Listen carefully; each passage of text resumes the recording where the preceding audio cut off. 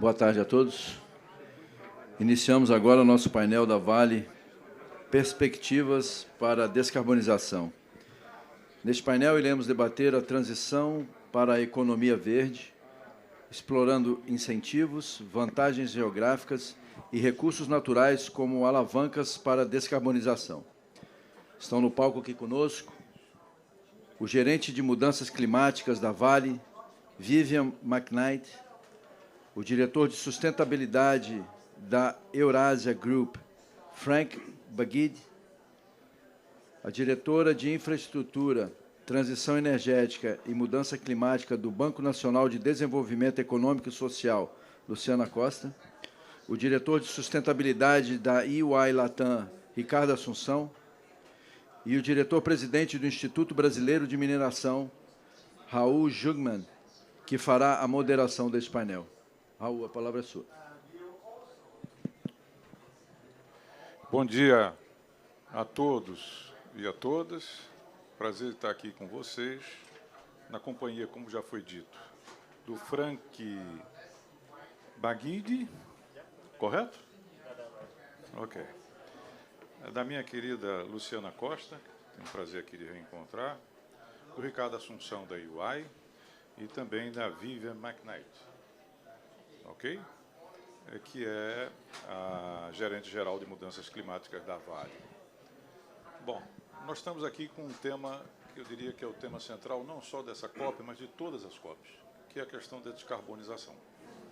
E ainda há pouco eu conversava com o Marcelo Furtado, que é da Natural Finance, e também um ambientalista, eu diria, de longo curso, e ele nos dizia o seguinte, que hoje já se tem, Luciana, praticamente a certeza nos meios acadêmicos, ambientalistas, de que nós não vamos conseguir, até 2030, nos manter abaixo de 1,5 grau acima dos níveis pré-industrialização. Ora, tudo estava sendo pensado em termos de logística, de equipamento, de mudanças e etc. Havia todo um cronograma dos mais diversos níveis, articulados a exatamente essa manutenção do aquecimento da temperatura dentro de 1,5. E isso deve ultrapassar, muito provavelmente, quase com certeza, ninguém diz isso com felicidade ou com alegria, mas é uma constatação. Nós já estamos praticamente na era de eventos extremos e, obviamente, que isso significa que nós vamos ter que fazer mudanças em muito daquilo que nós pensávamos. Então, esse é um tema central e que, para nós que cuidamos da mineração, Malu, nós acabamos de, esse ano, fechar um acordo com a Inglaterra e o Mining Hub, que é um cluster de desenvolvimento aberto de tecnologia da informação, que faz parte do IBRAM, que é exatamente para fazer toda a análise, né, do inventário da nossa pegada de carbono. E, a partir daí, então, estabelecer quais são as nossas metas para os próximos anos. Lembrando que a mineração é responsável por 0,5% dos 7% que toda a indústria brasileira contribui com as emoções. Aliás, emoções. Não deixa de ser um tanto quanto emocionante essa corrida. Mas contribui, se a indústria contribui com 7%, né, a mineração contribui com 0,5%. Então, esse é o pano de fundo que nós estamos aqui hoje reunidos. A primeira pergunta que eu faço é ao Frank, que é diretor de sustentabilidade da Eurasia, é exatamente o seguinte: Frank, vocês como um ator global, como é que vocês estão vendo, exatamente nesse momento, esse processo de descarbonização, né, em termos de soluções, mas também em termos de dificuldades, hoje em termos globais? Como vocês estão vendo as nossas perspectivas, qual é o cenário que você pode nos trazer? Por favor. Thank you so much. First of all, apologies for not speaking in Portuguese. You don't want me to Muito speak one word obrigada. of Eu it. peço desculpas por não poder falar em português. Vou falar em inglês. Muito obrigada pela pergunta para começarmos essa discussão. Muitas vezes me perguntam como nós podemos analisar essas vias de descarbonização, principalmente agora que nós temos tantas crises acontecendo simultaneamente. Nós vemos a pandemia, nós vemos a invasão da Ucrânia, toda a crise no Oriente Médio, tudo o que está acontecendo. Quer dizer, como é que nós ainda podemos manter esse movimento de descarbonização? E há algumas formas de nós fazermos isso acontecer. A primeira forma é o planejamento de longo prazo. É importante que nós tenhamos planejamento de longo prazo sobre descarbonização no nível governamental e que isso seja replicado no nível do setor privado. E essa combinação é muito importante para ter certeza de que nós não percamos este movimento, esta energia. Nós precisamos de marcos também, né? Nós temos que ter certeza que entre cada um dos pontos haja momentos de verificar qual é o nosso progresso, se conseguimos ou não alcançar o objetivo. E eu acho que é por isso que nós temos COP28 ou realmente as conferências do clima que nos ajudam a verificar o progresso. Eu acho que isso é importante, planejamento de longo prazo. A segunda fase, que eu acho que é igualmente importante, é que nós precisamos de verificações bastante fortes. Nós temos que ter certeza que os governos sejam responsabilizados, que as empresas sejam responsabilizadas. Nós temos que ter certeza que sempre que a mídia ou a sociedade civil estejam fazendo ações, que sejam ações adequadas. Então, essa verificação, check and balances, não é? Que nos ajuda a ver que a coisa está indo. Porque se alguém relaxa um pouquinho no objetivo, tem alguém dizendo, espera aí, a descarbonização tem que continuar, tem que estar na nossa frente. Então, eu acho que isso é importante. E um último ponto, no que diz respeito ao que me perguntou, é como nós podemos ter certeza que nós vamos manter a descarbonização como uma prioridade no passar do tempo. Eu acho que essa é a mais difícil, mas é que ela tem que ser correlacionada com o objetivo de curto prazo. Por exemplo, na Europa, com a invasão da Ucrânia, muitos países perceberam que deveriam ter tido soberania energética. Então, é isso que você fala sobre a energia renovável, descarbonização. Então, é uma visão de longo prazo com aquilo que está acontecendo no momento. E assim nós conseguimos ter essas vias de descarbonização que vão envolver tudo: mineração, energia e todos os outros elementos. Sua rica colocação. Eu agora vou fazer a pergunta à Luciana Costa, nossa querida amiga do BNDES, que é diretora de infraestrutura, a transição energética e mudanças climáticas. É muita coisa, viu, Luciana? Precisa tomar conta. Pensando no BNDES, ali na relação com os minerais críticos, que para nós é extremamente importante. Nós temos um grave problema, que é o fato de que nós não temos, no Brasil, pelo menos até o presente, seja um plano estratégico voltado para os minerais críticos, que são essenciais para a transição de baixo carbono, portanto, para a descarbonização, mas também recursos para pesquisa e desenvolvimento de projetos. O que é que o BNDES está pensando e fazendo a esse respeito, Luciana? Boa tarde a todos e todas. Gostaria primeiro de agradecer a presença de todos e esse tempo que vocês têm para nos ouvir. Obrigada, Raul, meus colegas painelistas. Thank you so much. A primeira coisa é o seguinte: tema de mineral crítico é fundamental para a transição energética. O Brasil, transição energética impõe para o Brasil desafios e também grandes oportunidades.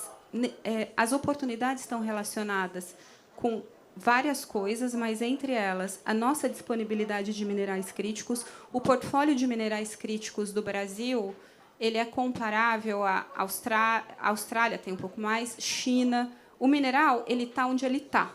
Ele não está onde a gente quer que ele esteja.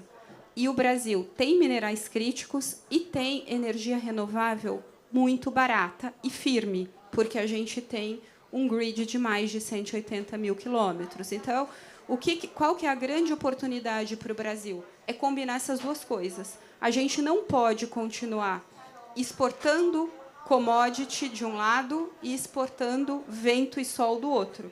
Então, a nossa grande, por exemplo, para a Vale, a grande oportunidade é dar o passo para a produção de HBI verde, por exemplo. Eu concordo com o Raul, nós, enquanto nação, temos que ter um plano para permitir... Porque onde está o nosso grande desafio? Cujo capital. E esses produtos verdes ainda não têm greenium. Vai ter muito rapidamente prêmio para o HBI verde na Europa por conta do CBAM, mas ainda não tem. E, no momento que tiver, o Brasil... E completando o que o Frank falou, o Brasil, além dessas vantagens competitivas no portfólio de minerais críticos que temos, e na matriz energética limpa, e na energia renovável barata, a média mundial do custo nivelado de energia é de $50, no Brasil é menos que $30. Então, o que o mundo está fazendo agora para fazer a transição energética, investindo em eólica e solar, a gente fez há 25 anos. Por isso que a nossa matriz energética é 47% renovável, comparada com 14% da OCDE, da média da OCDE, e por isso que o ano passado, como a gente não despachou gás, foi 92% renovável a nossa Power Matrix. Então, assim, o Brasil tem o que os outros países ainda estão buscando fazer. Estados Unidos não tem o grid que nós temos, Europa não tem. E a gente tem os minerais críticos. Então, a gente vai conseguir produzir hidrogênio verde, HBI verde, e, no momento em que tiver prêmio, o mundo vai precisar disso do Brasil. O que o BNDES está fazendo? O BNDES, na área, o Gordon e a Natália, aqui da área de mercado de capitais, eles estão estruturando um fundo de minerais críticos, porque eu acho que, quando a gente olha para o padrão de financiamento, porque a mineração, o early stage da mineração é muito difícil financiar. A gente deveria olhar um pouco... claro que a gente vai ter que criar os nossos próprios instrumentos de financiamento, mas a gente pode olhar um pouco para o Canadá, como o Canadá fez para financiar junior companies, por exemplo, para financiar pesquisa, como eles criaram uma bolsa de valores que consegue trazer equity num estágio anterior para financiamento de mineração. Então, eu acho... E, assim, o BNDES começou com esse fundo de minerais críticos que ele está tentando colocar de pé. A Vale é parceira. E daqui para frente, eu acho que a gente tem que mirar um pouco em começar a financiar o early stage da mineração. E, assim, porque o país que tem o potencial mineral que o Brasil tem, e que tem energia barata, e que tem estabilidade geopolítica, a nossa última guerra com o vizinho foi do Paraguai, há 150 anos. E a gente tem relação com todos os países da ONU. Então, a gente, além de tudo, tem país que vai querer importar do Brasil por conta da estabilidade geopolítica e porque os nossos produtos, a nossa indústria, ela é menos intensiva em carbono do que o resto do mundo. Então, é mais ou menos assim que eu vejo, Raul, colocar esse fundo de pé e mirar um pouco, financiar a mineração mais no early stage. Obrigado, Luciana. Ótima notícia. E por que ela é tão boa notícia? Vou dar um dado para vocês. Hoje, no Brasil, nós temos, na B3, na nossa Bolsa de Valores, 4 mineradoras brasileiras. Na Bolsa de Toronto, nós temos 42 mineradoras brasileiras. E lá existem aproximadamente 1.400 empresas de todo mundo que são, obviamente, contam com recursos da Bolsa de Toronto. É algo que, com o potencial, com essa janela de oportunidades, com esse passaporte para o futuro que nós temos, Luciana, nessa área, nós não podemos desperdiçar, sem a menor sombra de dúvida, né? Nós somos grandes democráticos, temos segurança jurídica e temos um potencial enorme nisso tudo. Eu aproveito agora para perguntar a Vivian McKnight, que é gerente-geral de mudanças climáticas da Vale, como é que vocês vêm lidando com esse que é um dos problemas mais, ou uma das questões mais difíceis pelas suas características, pelo fato de que não está sob controle direto de uma empresa, de nenhuma empresa, é a questão do escopo 3. Como é que a Vale está lidando com essa questão, que é tão relevante para o sistema de descarbonização? Boa tarde. Raul, muito obrigada pelo convite, pela oportunidade de estar aqui. Eu agradeço também os outros panelistas. Eu ouvi a Luciana falar e tive vários insights sobre como que eu posso contribuir para essa resposta. Eu acho que, primeiro, vale o reconhecimento de tudo que a gente já fez para chegar até aqui. Então, como indústria, eu acho que a gente evoluiu muito na medição. A gente hoje tem uma base de dados consistente de emissão, seja na empresa, seja junto com o setor. O IBRAM já está liderando o 3º Inventário Nacional da Mineração. A gente já tem clareza de quais são as rotas para a gente conseguir descarbonizar. A gente já gastou bastante tempo estudando como que a gente pode fazer para descarbonizar a mineração. A gente sabe quais são os principais detratores, quais são os combustíveis que devem ser trocados. Então, avançamos internamente em práticas de governança, em práticas de medição. E agora a gente está no desafio da implantação, de realizar essa transformação de verdade. Os pilotos se provaram que algumas tecnologias podem avançar e agora é hora de dar escala. E aí entra essa questão do desafio que você mencionou. Seja no escopo 1, no escopo 2 ou no escopo 3, o grande desafio é dar escala a essa transformação. E para a gente conseguir dar escala a essa transformação, e quando a gente está falando da mineração, por exemplo, as principais fontes de emissão de escopo 1 e 2 é consumo de combustível fóssil, seja para os fornos, seja para a logística. Fazer essa transformação gera custo. Você tem que transformar as suas plantas industriais para aceitarem novos combustíveis, tem que trocar a sua logística já estabelecida de fornecimento de diesel para um fornecimento de HVO. Isso tudo traz custo. Para a gente conseguir implantar isso em custo, isso precisa estar refletido nos prêmios. E aí conecta exatamente com o que você estava falando, Luciana, porque, como uma empresa, ela visa atender os anseios dos seus investidores e dos seus stakeholders. E na ausência de um prêmio, essa conta não fecha. Então, para a gente conseguir dar escala de descarbonização, a gente precisa de alguns leverages, alguns incentivos. Seja capital mais barato, como a Luciana falou, seja regulação, para que consiga incentivar essa migração de tecnologia em escala. Então, esses são alguns dos pontos que eu acho que hoje são os principais desafios que quem lida com descarbonização está encarando. E o escopo 3 entra dentro dele. Porque se já é difícil fazer isso para o escopo 1 e 2, fazer isso no escopo 3 é ainda mais complexo. Quando a gente olha para a mineração, no caso da Vale, 98% das emissões acontecem no escopo 3. Mais de 90% acontece no cliente. E sendo que a mineração ela vem de commodity. Commodity não é diferenciada, por si só já tem um preço definido. Então, qualquer iniciativa de tentar reduzir a emissão do cliente depende de uma colaboração, de um diálogo, de uma construção conjunta, de toda uma estratégia de marketing e venda para conseguir fazer esse endereçamento junto com a pressão que o próprio cliente já tem. Então, muitos clientes já são pressionados para reduzir a emissão. Então, aí existe uma oportunidade de você conseguir tentar mudar um pouco essa trajetória e influenciar para que produtos diferenciados, de menos emissão, consigam entrar nesse mercado e, de certa forma, viabilizar essa transição energética. E aí, o último ponto que eu acho que é importante deixar claro, que é a medição das emissões no nível do produto. Na medida em que a gente consegue atribuir um benefício ambiental ao produto e não mais à empresa, ou seja, na medida em que a gente evolui para a pegada de carbono, a gente consegue deixar esse legado mais claro na cadeia. E fica mais fácil para a gente conseguir prêmios, fica mais fácil para a gente conseguir mostrar a diferenciação de um produto que, ainda sendo commodity, possa ter na cadeia. Obrigado, Vivian McKnight, pela sua colocação inicial, muito interessante. Isso tudo. A gente volta, se tiver a chance aí, vai conversar. E, por fim, nós vamos ouvir o Ricardo Assunção, líder de sustentabilidade e ESG na América Latina e diretor de sustentabilidade da IEA.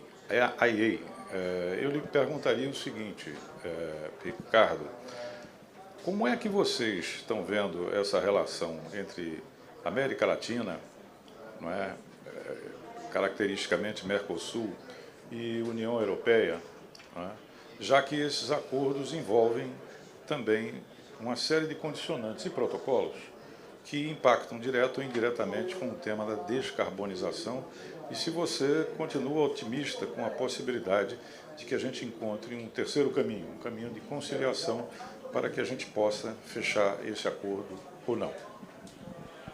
Primeiro, obrigado, Raul. Agradecer a Vale pelo convite, todos os amigos, amigas que vieram aqui prestigiar. Raul, eu sou otimista. Em 15 anos eu não desisti. Não quero desistir nos próximos 15. Então, eu acho que a coisa vai melhorar, né? Para responder um pouco a tua pergunta, acho que eu vou dar um zoom out da história. Porque qual o momento que a gente vive, né? A UI, ela não tem uma planta de mineração. As nossas emissões basicamente são viagens, nossa materialidade é outra. Mas nós temos uma responsabilidade que é pensar ou vender inteligência de como descarbonizar os setores mais complicados, que não tem as respostas todas na mesa. Mineração é um deles. Tá? Hoje a gente tem operação em mais de 100 países e o que a gente faz é tentar aprender com cada uma das operações. Né?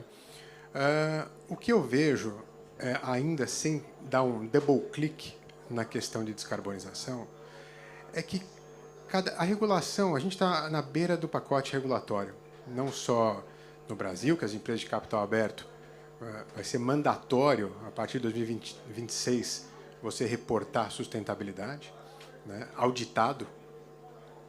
Então, você tem a regulação da União Europeia, você tem a SEC vindo aí, mas o que eu vejo é que as empresas começam a acelerar a migração do capital da regulação para a transformação, que é onde vai se descarbonizar. Porém, nós temos que tomar muito cuidado em relação a isso, Raul. A gente acabou de lançar 2 estudos. O primeiro deles é um estudo que faz uma análise de como as empresas de diversos setores estão integrando sustentabilidade nas estratégias corporativas. Tá? Porque para você criar valor, para você conseguir trazer inovação, você precisa ter sustentabilidade dentro do pilar estratégico. E parece, quando a gente olha o mercado, quando a gente lê, né, Maluco, que as empresas todas fazem isso. Mas esse estudo mostrou que só metade das empresas, foram 1.500 empresas que a gente pesquisou, só metade delas tem uma estratégia de descarbonização publicada e baseada em fatos. E só metade das empresas tem ou publicam, né, uma estratégia de net zero também sustentável. Isso é um baita de um risco.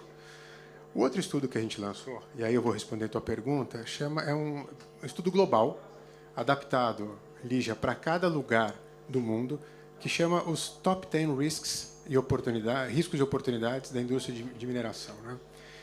E no último estudo, a gente vê 2 coisas que são muito claras. Primeiro, o top 10, o primeiro risco é ESG como um todo, tá? Focado em mudanças climáticas. O segundo é acesso a capital e o terceiro é geopolítica. Esse primeiro risco, que é o risco de mudanças climáticas, ele tem obrigado as empresas a repensarem o modelo de negócio, né, para melhorar a licença social, de operação, para conseguirem continuar suas operações. O segundo, que é o acesso ao capital, também está relacionado ao primeiro. Né? As empresas começam, né, a Luciana falou muito bem aqui, elas precisam não só estar compliance, mas mostrar que elas estão produzindo resultado com a agenda de descarbonização para acessar o mercado de capitais. E o segundo risco também tem a ver com isso, que é o risco geopolítico. O que a gente percebe hoje no mundo? As mineradoras estão buscando outros lugares aonde elas conseguem capturar melhor o valor. A busca, a Luciana também comentou, a energia no Brasil é muito barata ainda, né? Mas, até como exemplo, a gente não consegue capturar esse valor, e eu acho que esse é um dos pontos chaves que a gente vê como diferencial para o Brasil, começar a capturar o valor. Né? Bom, o alumínio brasileiro emite 12 vezes menos do que a média mundial. O aço emite quase 3 vezes menos. E um dado interessante quando a gente fala de produção de energia, Raul, o estado de Santa Catarina, que é o estado que tem o menor potencial de captura da radiação solar nos painéis, é o pior do Brasil. O melhor é Ceará. O pior, Santa Catarina, é 40% melhor do que toda a Alemanha. Esse é o nosso potencial que hoje a gente não consegue colocar em prática. Então, o que a gente vê é a busca, a mudança de lugar para você conseguir capturar melhor o valor da descarbonização, você tentar melhorar a matriz energética. O problema, como a Viviane falou, é o escopo 3, então é melhorar esse escopo 3. E eu vou só adicionar uma coisa, eu acho que a descarbonização ela é fundamental, a gente vai ter que colocar isso em prática, além da regulação, mas também queria colocar um pouco a questão de natureza, né? Na Europa, a gente tem uma outra realidade, diferente da nossa aqui, onde a gente tem operações muito perto de biomas, perto de floresta, e isso não é só um risco, tem uma oportunidade de ser capturada, tem até um projeto da Vale que a gente faz, que é em Parauapebas, onde a gente está refazendo um plano turístico para a região, que era uma região de mineração. E aí, para fechar um pouco aqui a tua pergunta, né? A tendência é que os países ou as empresas neutralizem ou zerem suas emissões no local de operação, para evitar as taxas de fronteiras. Não faz nenhum sentido a gente, com o potencial que a gente tem, exportar um produto e pagar uma taxa do CBAM, por exemplo, na Europa. Então, a gente espera aqui no Brasil que isso vai acontecer localmente. Muito obrigado, Ricardo. Eu vou voltar agora para o Frank. Frank, uma pergunta fácil para você, ok? Que é o seguinte, nós estamos vivendo uma série de crises globais. Citaria, dentre elas, o conflito Rússia-Ucrânia. Né? Temos um outro conflito que é exatamente o Hamas e Israel. Nós temos problemas, enfim, talvez até, espero que não, Venezuela e Essequibo, ou seja, Guiana, mas esse de menor porte, por enquanto, é só muito mais uma preocupação. Recentemente, o Pascal Lamy, ele usou um termo interessante, ele chamou de nós vamos para slow globalization, ou seja, nós vamos ter uma redução da globalização. E na esteira dela também uma redução, e nós estamos assistindo, por exemplo, o caso da Alemanha. A Alemanha mandou reabrir as suas minas de carvão, que são altamente poluentes. E a Alemanha é um exemplo em termos de país voltado para a perspectiva da sustentabilidade. Você acredita que com todas essas crises e o desvio da atenção global para esses problemas, nós vamos conseguir perseguir e alcançar nossas metas de descarbonização, apesar disso tudo? Sorry for the delay. I was just waiting for your translation. Do I think that we will be Se reaching eu our acho targets que despite vamos all of the atingir crises? as metas apesar das crises, é uma boa pergunta. Muitos dos nossos estudos na Eurásia mostram que se vamos ver momentos de desaceleração na globalização, também nas principais tecnologias do lado renovável, mas o que também vemos que paralelamente, uma vez que recuperar será rápido, muito mais rápido. Acredito, se você tivesse me dito alguns anos atrás que os Estados Unidos realmente criaria o grande projeto Lei de Clima no mundo, eu diria não, mas eles acabaram de fazer isso no meio de toda uma crise e vimos o efeito dominó em todo mundo. Claro, você pode ter esse vai e vem, né? Vocês podem ver que os países estão desacelerando, mas o que tendemos a ver é que é temporário, na verdade, e que são simplesmente pausas, mas o panorama a longo prazo continua igual. Eu diria o seguinte, o que me preocupa mais seria a atitude de curto prazo dos formuladores de políticas e as diferenças entre uma administração e outra. Eu lido com todo tipo de indústria, seja mineração, think tank, manufatura, qualquer uma delas. E nesse momento, claro, quando você falou das prioridades, os grandes problemas não são os riscos físicos, nem são a projeção de como os consumidores vão reagir. Não, essa não é a preocupação. O que eles se preocupam é com o marco regulatório, as políticas que estão chegadas, como estão elaboradas com essas políticas. Eles estão sendo consultados, como as políticas vão afetá-los, quão confiáveis são essas políticas, vão durar 4, 5 anos, será que vão durar 20 anos? é o que preocupa meus clientes. Esse é o meu grande temor para o caminho da descarbonização, é ter certeza que sejamos consistentes o máximo possível entre uma administração e outra, principalmente na América Latina, onde muitas vezes você pode ver um presidente muito forte com sustentabilidade e todo mundo segue essa direção, e no dia seguinte é o contrário, aí você precisa entrar naquele vai e vem. Isso é difícil para as grandes corporativas ver qual é o plano de longo prazo das suas estratégias. Esse tema. Obrigado, Frank. Agora passando para a Luciana. Luciana, o governo tem falado no seu plano, programa de transição ecológica, tem falado também no Brasil Verde. O ministro Haddad está bem empenhado nisso. A minha pergunta é o seguinte: qual é o papel que o BNDES vai jogar nessa transição ecológica, nesse Brasil Verde?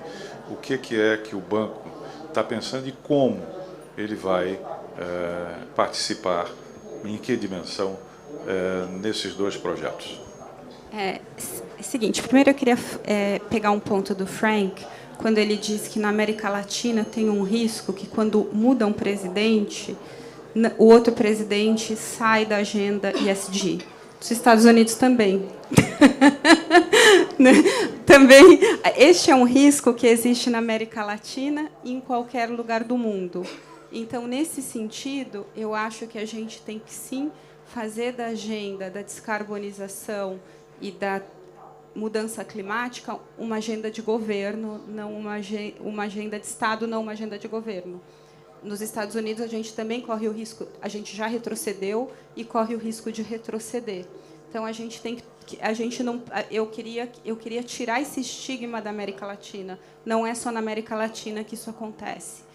Aí, do ponto de vista de regulação, eu concordo 100% com você. O Brasil, especialmente, e daí eu vou chegar no BNDES e na agenda do Haddad, o Brasil está trabalhando fortemente num pacote regulatório verde. PL, na lei do hidrogênio verde, lei de armazenamento, lei de CCUS, na lei do mercado regulado de carbono, e aí eu vou juntar com o que a Vivian falou. Essa lei é fundamental para que os produtos verdes comecem a ter greenium, porque o greenium não vai vir só do cliente te pagar um preço maior. A gente precisa precificar a externalidade negativa. E a gente vai precificar a externalidade negativa no dia que a gente tiver um mercado de carbono global mais desenvolvido.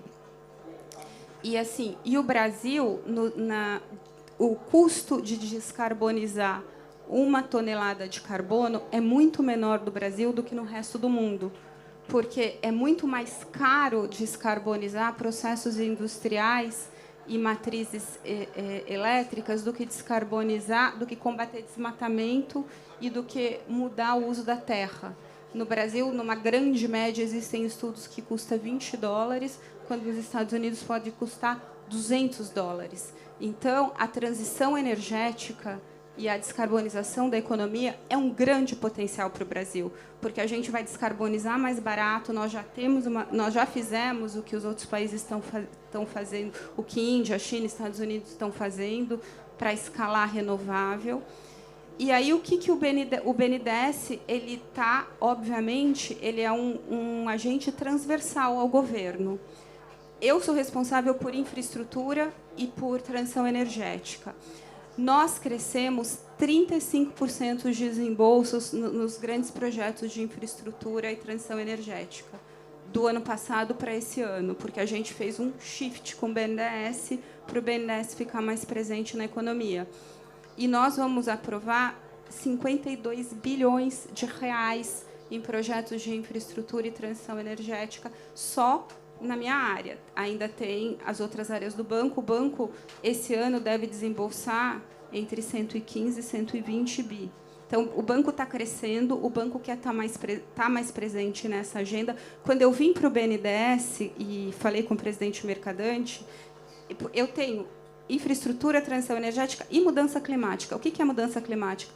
é uma área transversal ao banco, porque eu entendo que negócio não está mais dissociado de clima. E eu falei para o presidente Mercadante, eu quero criar essa área transversal, que é uma área de política, mas, para mim, tem que estar junto com o negócio. Porque em qualquer banco, seja ele de fomento, seja um banco comercial, ou nas operações de mercado de capitais, o dinheiro, o risco está muito ligado com o risco climático. E, para a gente descarbonizar o mundo, o dinheiro precisa ser investido nos projetos corretos. Então, é mais ou menos isso que o BNDES tem feito. E eu acho que... então, o governo parte desse plano do Haddad, além de financiamento, é framework regulatório. Mas eu acho que a sociedade brasileira entendeu que a transição energética ela é benéfica para o Brasil. Ela reposiciona o Brasil. O Brasil tem uma janela de oportunidade que ele não... porque tem minerais críticos, porque tem energia barata, porque tem biomassa, porque tem biogás, porque tem estabilidade geopolítica, porque é um lugar que tem rule of law, porque tem sistema elétrico integrado, porque tem hidrelétrica funcionando com... Nenhum país tem todas essas vantagens comparativas combinadas, e a gente está muito ciente disso. Então, a gente acha que a gente tem que ser otimista, os desafios são enormes. A gente já conseguiu reduzir desmatamento em quase 50% de janeiro a outubro. Isso no primeiro governo, nos 2 primeiros governos do Lula, ele reduziu cerca de 82% a taxa de desmatamento. Só que não é suficiente reduzir desmatamento. Agora a gente tem que trabalhar no reflorestamento e aí assim e na pecuária no Brasil. Daí o desafio é maior. Mas é um pouco isso que eu tinha para falar. Obrigado, Luciana. Sem sombra de dúvida, o desafio é bem maior nessas áreas. Eu queria fazer agora uma pergunta à Vivian. Vivian, a Vale é talvez a maior empresa, a maior organização presente na Amazônia. Está no Pará, de onde ela retira a sua maior produção. Fica exatamente no Pará, embora se espalhe em Minas Gerais, tem outros lugares muito significativos. O que a Vale pensa? Como é que ela olha? O que é que a Vale tem, digamos assim, a propor, a fazer, a contribuir para o desenvolvimento sustentável da Amazônia? E eu anexaria uma outra pergunta, que é o seguinte: e os planos da Vale para o chamado hidrogênio verde? Vocês pensam em fazer algum tipo de planta, instalação aqui? Vocês vão fazer lá fora? Ou vocês vão terceirizar essa questão? Vivian. Ótimas perguntas. Obrigada. Bem, vamos lá. Vou ser bem direta. Para a Vale, não existe mineração no Brasil se a Amazônia não for preservada. A floresta é necessária. A mina de maior qualidade que a Vale tem está dentro da Amazônia.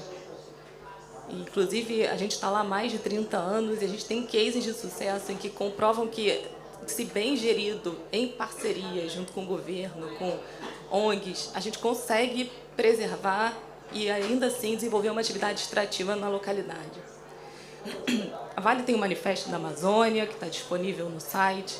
Dentre as diversas iniciativas da empresa, a gente abriu mão dos direitos minerários em terras indígenas, valorizando a proteção da terra pelo povo indígena. A gente tem atrelado o NBS, né, que é o Nature Based Solutions, a soluções e a nossa estratégia de descarbonização. Então, quando a gente olha para o longo prazo, a gente tem estratégia de ser net zero até 2050. Sendo um setor hard to abate, a gente sabe que vão ter emissões residuais e a gente sabe que a natureza vai contar como parte dessa solução. Ainda na região, a Vale tem o Instituto Tecnológico Vale, que a gente estava falando há pouco, que é uma instituição de pesquisa de referência, que elabora enormes e relevantes pesquisas na Amazônia, trazendo conhecimento sobre biodiversidade daquela região para o mundo. Então, é um investimento da empresa nessa valorização da floresta em pé.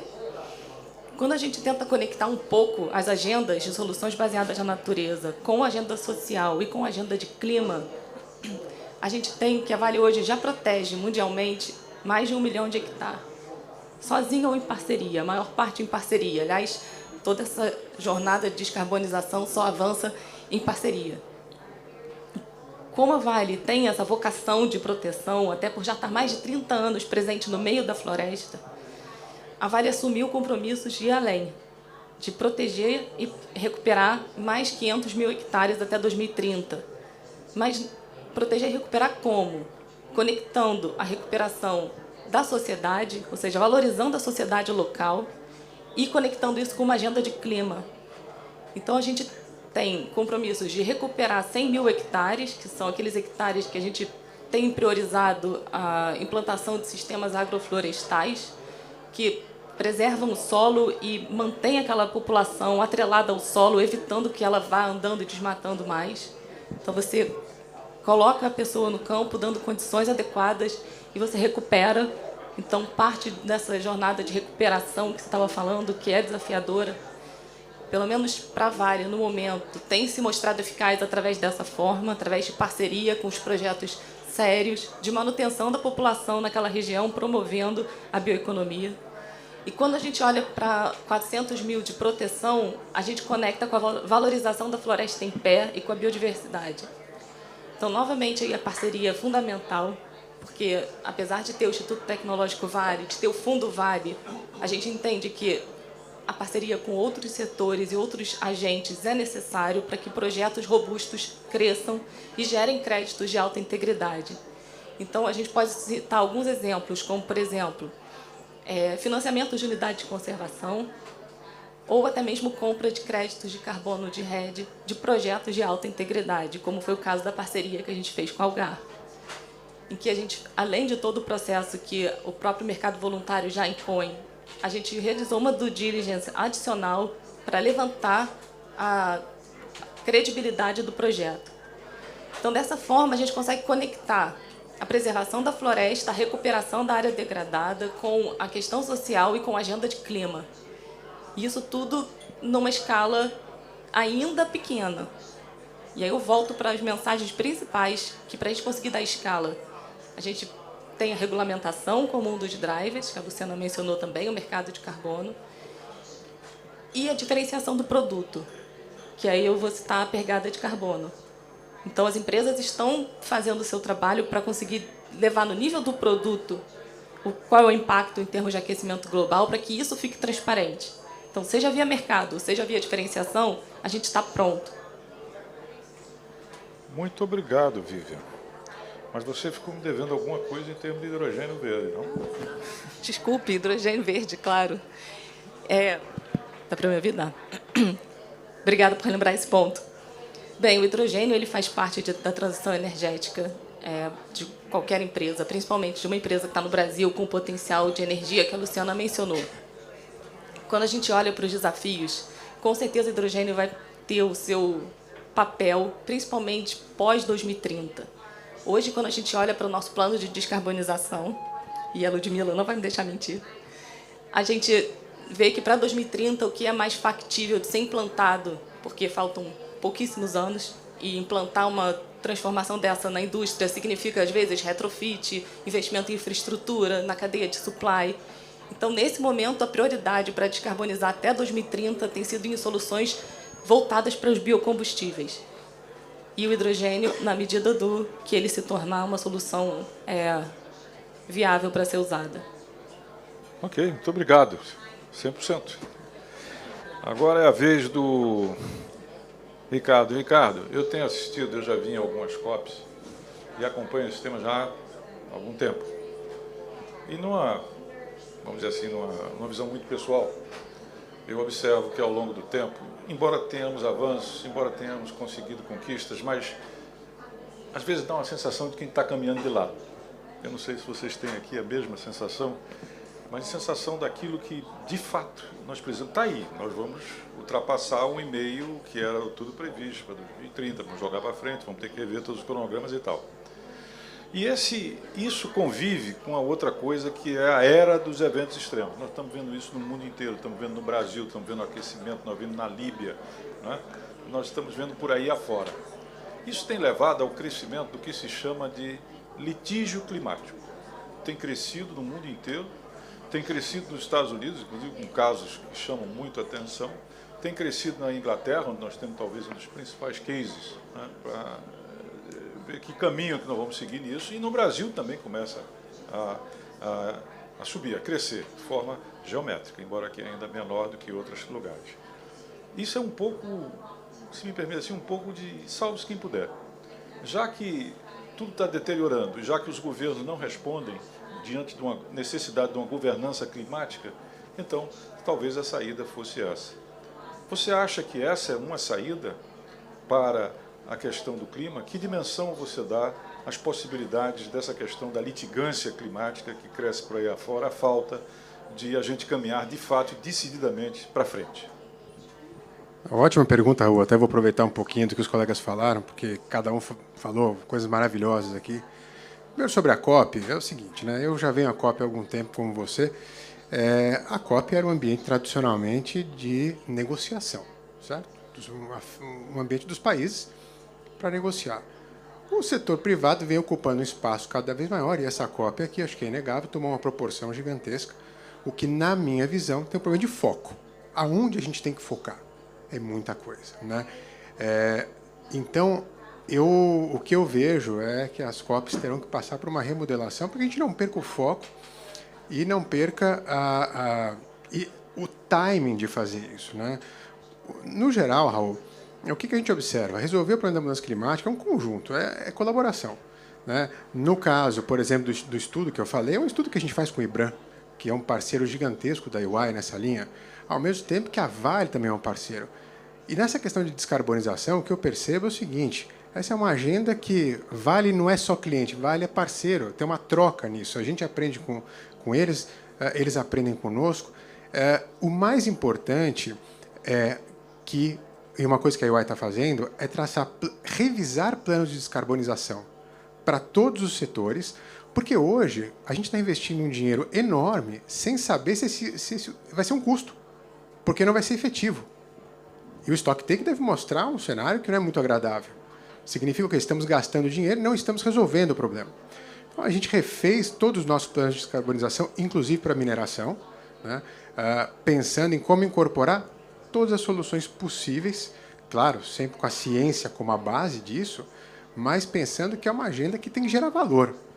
Se essa agenda não gerar valor, se essa agenda não gerar capital, se essa agenda não deixar a empresa mais inovadora, mais com economia circular, a gente não vai conseguir criar o efeito desejado para os planetas e principalmente para as pessoas, né? Porque eu acho que o ponto central dessa agenda é que no final do dia, você falou em eventos climáticos, né? Os eventos climáticos estão aí, não é coisa de amanhã. Inclusive, se quiser, passe no nosso stand, porque a gente tem lá um ensaio dos 4 futuros possíveis, né? Com diferentes temperaturas, o que vai acontecer. Não é legal ver, mas você reflete muito do que vai acontecer e mostra um pouco a urgência de agir, né? A questão da litigância climática, já para fechar aqui, é uma realidade. O caso emblemático que a gente teve na Holanda, né? Ficou famoso, todo mundo leu no jornal, uma empresa de óleo e gás, ele acabou caindo, ele não foi para frente, mas isso mostra o quê, na minha visão? A litigância mostra uma preocupação, de um lado, da gente proteger valor de longo prazo das companhias, tá? Que algumas delas, de fato, têm dificuldade ali. Agora, Raul, a gente vai ver muita coisa. A litigância climática vai aumentar. A gente precisa olhar de perto, né, e aprender com isso. Mas o mais importante de tudo é talvez a gente sair um pouco dessa loucura do dia a dia, sair da árvore, ir para o topo da floresta e olhar o seguinte: puxa, temos dados suficientes? Conseguimos capturar a informação precisa? Se a gente não trabalhar nisso, a gente vai continuar sempre andando em círculo. Litigância climática vai crescer. Então, talvez um bom indicador se a gente começar a ir em frente e dar resultado, a gente vai observar a litigância climática cair. Um último dado que eu acho muito importante: o custo de adaptação tem crescido brutalmente, né? E existe uma chance de, em algumas décadas, o custo de adaptação cruzar, o investimento de adaptação tem que ser maior que o investimento de mitigação. E isso significa quebrar o mundo, né? Porque a gente não vai ter capital suficiente.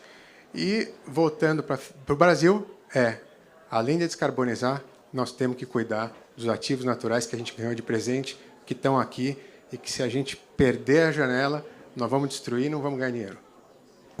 Obrigado, muito obrigado. Essa questão da litigância nos preocupa porque a tendência é que ela cresça exponencialmente. cresça exponencialmente, e isso pode significar, inclusive, um recuo em termos de mercado de empresas. Explico. Não é?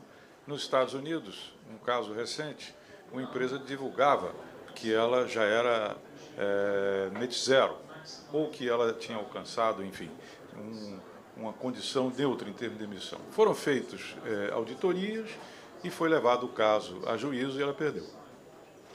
Então, isso pode significar que, muitas vezes, as empresas, temendo a possibilidade de, ao falar, ao dizer, ou quem sabe, tal, ela recue desse ponto, porque há a possibilidade de que você conviva com a litigância climática e com perdas extremamente expressivas. É um pouco a expressão daquilo que nós estamos vendo, do que eu chamei aqui de andar de lado. Agora, Raul, posso só interromper aqui?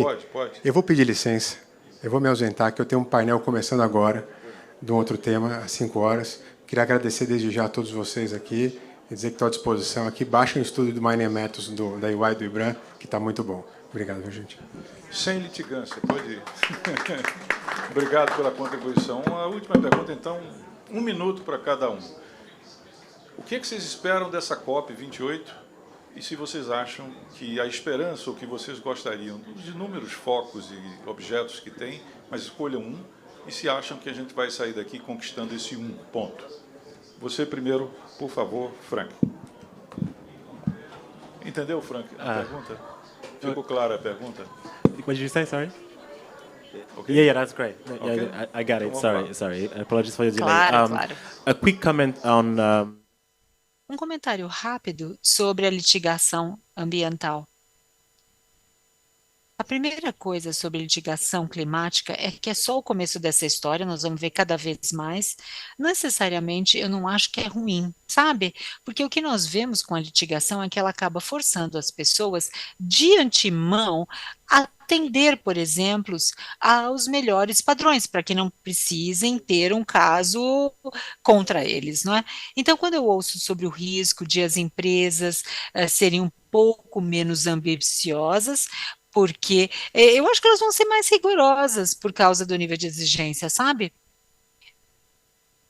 Eu acho que as litigações não vão ser só sobre o clima, mas também sobre biodiversidade, sobre água, sobre vários ativos, e como nós estamos multiplicando regulações, há oportunidade de outros casos que vão se expandir, mas isso é uma consequência normal, na minha opinião, de termos cada vez mais uma agenda de sustentabilidade ambiciosa.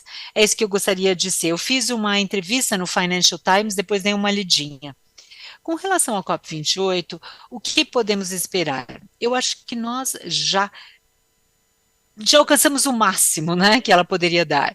Primeiro, a COP com mais gente, 84 mil pessoas, mais do que o dobro da anterior.